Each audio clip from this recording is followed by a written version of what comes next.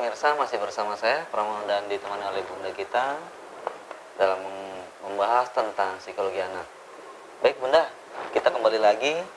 Di awal tadi Bunda menyatakan bahwasanya di sekolah Happy ini Bunda menerapkan sistem 80% karakter, 20% adalah teori. Apa alasannya Bunda? Oke, yang kembali lagi ya di tahap perkembangan anak yang tadi sempat singgung di usia 5 tahun ke bawah itu masa golden age ya. Iya. Nah, golden age mereka banyak harus belajar.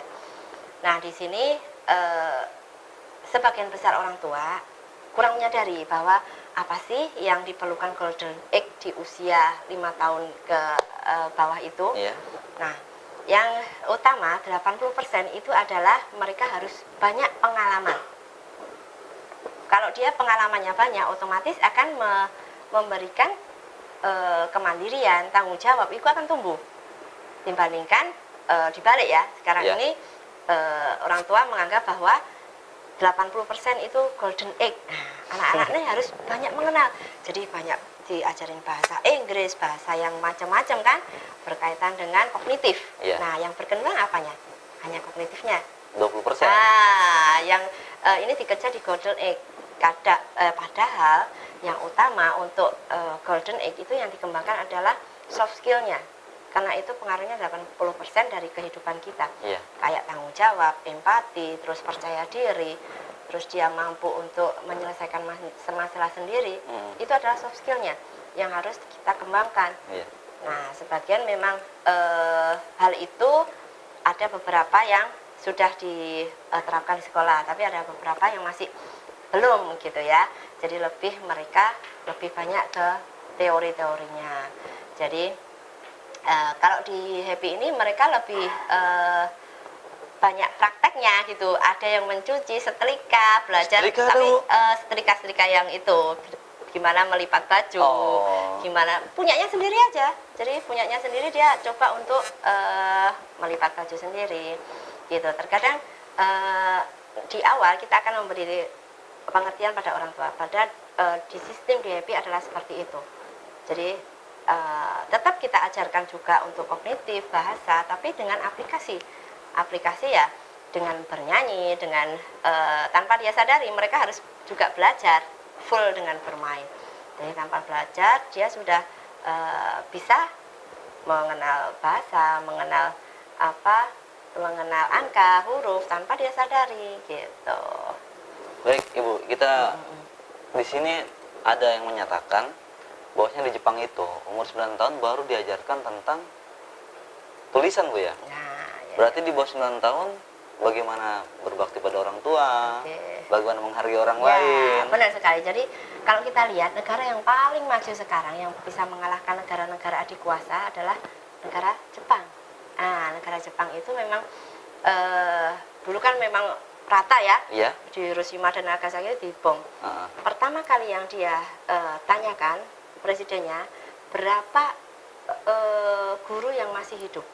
Jadi yang pertama kali bukan pengusaha yang berapa yang ada yang masih hidup, tetapi yang ditanyakan adalah berapa guru yang masih hidup. Jadi dengan itu membangunnya itu dari anak-anak. Jadi anak-anak itu diajarkan 9 tahun ke bawah, itu adalah bagaimana dia ada teman yang memang sekolah di sana, beliau mengamati dan perbandingan. Jadi di sana itu di rumahnya kan kita tahu ya, itu tanpa tempat tidur, itu langsung dilipat-lipat. Itu sebenarnya ada fungsinya selain anti gempa ya, kan gempa kan rata semua tuh. Nah, yang kedua adalah melihat bahwa perkembangan anak di usia balita diperlukan eksplor kan. Nah, meja itu kan membuat anak jatuh. Kalau di Jepang enggak, mereka luas kan. Jadi anak-anak bisa belajar banyak di sana, lari-lari itu tanpa banyak larangan. Nah, dari hal yang sekecil ya, itu karakternya sudah terbentuk tuh, mandirinya sudah dapat. Nah, terus kemudian di usia 9 tahun itu anak-anak sudah mulai di bawah 9 tahun ya, diajarkan hal sepele, cara makan. Itu sampai detail. Ini dikasih ini, terus tangan kanan ke sini, cara nyupitnya, itu hal yang detail, tapi difokuskan ke anak-anak. buang sampah di sini, itu hal yang kecil kan, tapi itu dilakukan terus menerus, jadi itu akan terbentuk karakter yang positif. Nah, satu lagi di sana yang cerita teman saya yang dari Jepang ya, yang baru datang itu ya, dia melihat bahwa pendidikan anak itu lebih fokus ke ibu ya biasanya. Ibu kan yang mengajarkan, yang lebih ke karakter itu lebih banyak ke ibu, tapi juga ayah juga perlu gitu kan. Nah, di Jepang itu ternyata ibu itu sebagian besar itu ibu tetap di rumah, jadi tidak bekerja di luar. Nah, konsekuensinya kalau ibu bekerja di dalam rumah, suaminya akan digaji 2 kali lipat untuk menggantinya. Iya, jadi anaknya itu diminta, orang tuanya itu diminta untuk mendidik anaknya karakter itu. Nah, kalau di Indonesia gitu paling sip ya, orang mamanya fokus di rumah, tetap diberikan ganti finansial yang sama dengan dia bekerja gitu loh. Jadi di sana itu jarang kalau mungkin ibunya berkarir di luar gitu ya. Jadi lebih fokus ke anak-anaknya. Mungkin itu yang membuat negara Jepang lebih maju ya. Tapi insya Allah lah kita juga bisa bisa meskipun ibu berkarir, tapi kalau ada ilmunya insya Allah akan bisa lebih baik lagi. Berarti banyak sekarang terbalik ya Bu ya? Ya. Sekolah-sekolah kita mengejar pintar berhitung, pintar bahasa Inggris, tapi lupa bagaimana cara menghargai orang ya Bu ya? Nah, bagaimana itu membuat anak lebih percaya diri, lebih banyak mereka kasih hukuman kalau kesalahan gitu kan. Sebenarnya itu secara psikologis juga membuat anak semakin tidak percaya diri ya, semakin merasa bersalah. Jadi akan pengaruh ke ya nanti dewasanya, dia akan lebih tergantung orang lain gitu ya, jadi lebih nggak percaya diri, sulit untuk mengembangkan kariernya. Nah, gitu.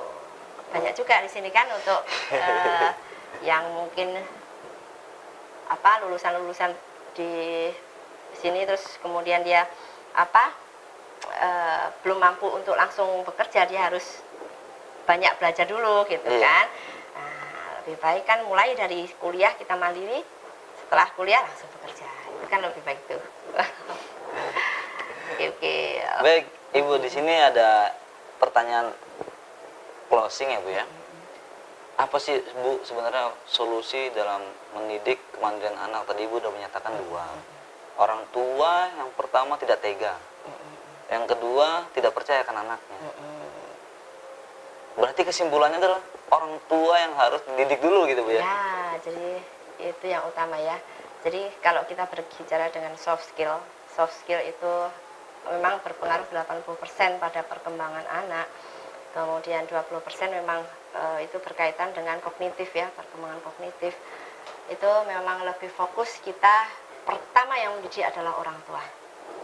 Nah, kalau kita tahu dari 80% itu pengaruhnya ke perkembangan anak lebih banyak, jadi orang tua juga harus pintar-pintar memilih mana yang tepat sekolah untuk anaknya, terutama berkaitan dengan mengembangkan karakter. Karena memang kita lihat sekolah-sekolah tidak hanya mungkin belum mengutamakan tentang karakter, lebih mengutamakan ke kognitifnya ya. Jadi ranking 1 terus kemudian mendapat nilai 100 terus, kemudian fokus ke bahasa, mereka bisa 4 bahasa gitu kan.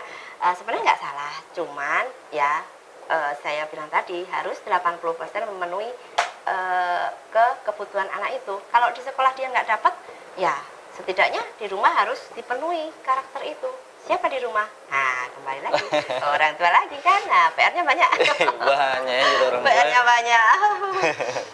Oke gitu sih kalau dilihat dari perbandingan karakter ya.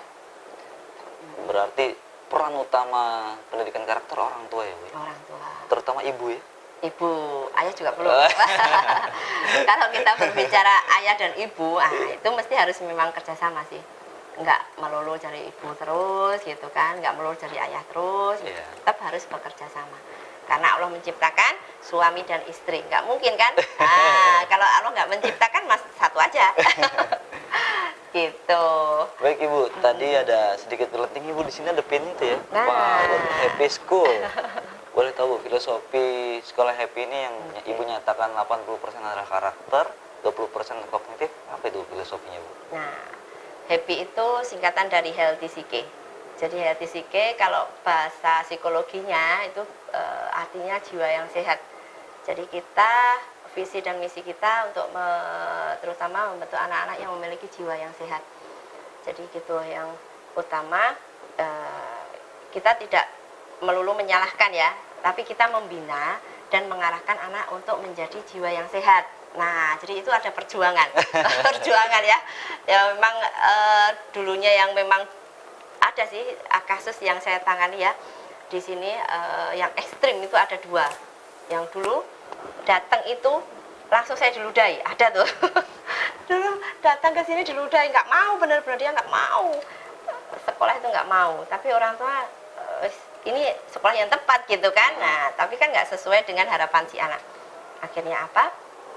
Nah, saya dalam hati inilah, ini perjuangan nih. Ini adalah anak yang memang benar-benar butuh gitu kan. Akhirnya ya memang butuh waktu yang agak lama ya, harus konsultasi 2 kali, orang tuanya harus konsultasi ke saya selama 2 kali, saya 2 session. Kemudian si anak ini memang harus rutin dirubah pola asuhnya. Dari alhamdulillah setelah bertahap kita tahu linknya di mana, ternyata si anak ini fobia dengan kepergian orang yang dekat dengannya. Nah, dia di 4 sekolah dia nggak mau, jadi keluar sekolah si A, si B, si C, si D, dia sekolah nggak mau semua. Jadi ibunya saya putus asa, aduh kemana lagi anak saya nih gitu kan. Nah, sebenarnya kalau kita tahu akarnya, kenapa sih anak seperti ini, kita bisa selesaikan. Tapi kalau nggak tahu akarnya, nah susah kan. Di sekolah ini, sekolah yang mahal, mental lagi sekolah ini yang mahal juga, kan kasihan kan. Nah, jadi itu akan mudah kalau kita tahu akarnya. Jadi setelah si anak ini tahu dan kita arahkan, malah nggak mau ditinggal. Malah nggak mau pulang gitu loh. Akhirnya sampai waktu datang itu 4 tahun sampai dia lulus di Happy, dia sekolah di tempat yang favorit, dia terbaik gitu loh. Jadi mandirinya dapat, karakternya dapat, dia sudah bisa menyelesaikan masalah sendiri, orang tuanya bangga sekali. Jadi itulah yang kita, salah satu kasus itu membuat ya saya lebih semangat lagi gitu kan. Saya lebih semangat lagi untuk membuat jiwa anak-anak ini lebih sehat lagi. Luar biasa, jiwa yang sehat ya. Jiwa yang sehat. Berarti benar Bu ya. Saya pribadi ketika mengingat-ingat siapa guru yang paling sehat, guru TK Bu ya. Ya Allah. Ini ibu ini baik ngajarin. Oh, berarti benar kemasan masa anak-anak Bu ya. Maka semoga dari sekolah ibu di Happy School ini bisa merambah ke semua Batam, Amin. apalagi Indonesia, bahwa pendidikan karakter adalah utama, 80% Bu ya. 80%. Dan 20% adalah segi kognitif, dan banyaknya kita saat ini dibalik. 20% itu adalah karakter, 80% itu adalah kognitif. Harus belajar bahasa Inggris, matematika, fisika, kimia, tapi lupa bagaimana menghargai orang lain. Baik Ibu, terima kasih banyak atas waktunya. Dan semoga kita dan para pemirsa di rumah bahagia dengan pelajaran ini, dan semoga kita bermakna bagi sesama. Amin. Baik Ibu, terima kasih. Ya, sama-sama. Mohon maaf jika ada kesalahan. Terima kasih banyak Ibu, Sama-sama. banyak ilmu yang kami dapatkan. Baik pemirsa, masih terima kasih banyak. Maka semoga kita bisa menjadi seseorang yang kuat iman, yang kaya ilmu, yang kaya harta, yang kaya jasa. Semoga kita bermanfaat bagi sesama. Dan di masa-masa anak-anak, kita harus memberikan yang terbaik sebagai orang tua, baiknya orang tua. Terima kasih. Assalamualaikum warahmatullahi wabarakatuh.